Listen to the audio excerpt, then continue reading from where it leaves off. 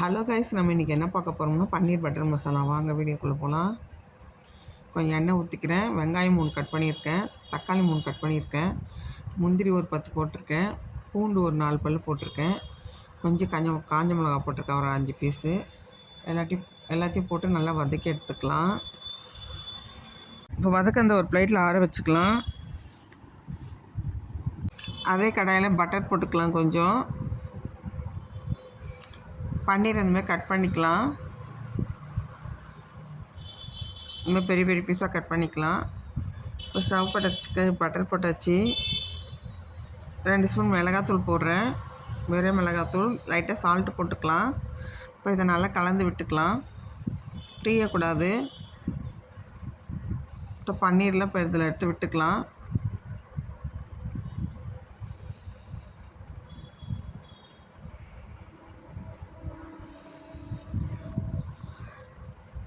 எல்லாத்தையும் போட்டாச்சு. அப்படியே திருப்பி விட்டுக்கலாம். கொஞ்சம் நேரம் செவுக்கட்டும். ரொம்ப செவுக்கக்கூடாது, ஆடாயிடும். எல்லாத்தையும் பிளேட்டில் மாற்றிக்கலாம். இப்போ அதுலேயே மசாலா அரைச்சி எடுத்துன்னு வந்தாச்சு, போட்டுக்கலாம். நல்லா வதக்கி விட்டுக்கலாம்.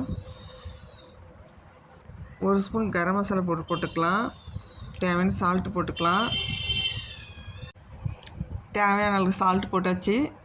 1 ஸ்பூன் கரம் மசாலா போட்டிருக்கேன். மிளகாத்தூள்லாம் போடல, ஏற்கனவே நம்ம மிளகாவும் போட்டிருக்கோம். பன்னீர்லேயும் மிளகாத்தூள் போட்டு நம்ம ஃப்ரை பண்ணி எடுத்துருக்கோம். மிளகாத்தூள் எதுக்கு போட்டு ஃப்ரை பண்ணோம்னா அதில் காரம் சால்ட்டெல்லாம் இறங்கும். அதனால தான் நான் மிளகாத்தூள்லேயே போட்டு பெரட்டி எடுத்துட்டேன் பன்னீரை. இப்போ பொரிச்ச பன்னீரையும் இதில் போட்டுக்கலாம். கிரேவி ரெடி ஆகிடுச்சு. பன்னீர் போட்டு கொதிக்க வைக்கக்கூடாது. ஒரு கொதி வந்தோடனே இறக்கிடணும், இல்லைனா ஆடாயிடும். பாருங்கள், ரொம்ப சாஃப்டாக இருக்குது. ரொம்ப கலராதிங்க, உடஞ்சிரும். செம்ம டேஸ்ட்டாக இருக்கும். இட்லி, பரோட்டா, சப்பாத்திக்கு செம்ம டேஸ்ட்டாக இருக்கும். இந்த வீடியோ உங்களுக்கு பிடிச்சதை லைக் பண்ணுங்கள், சப்ஸ்கிரைப் பண்ணுங்கள், கமெண்ட் பண்ணுங்கள்.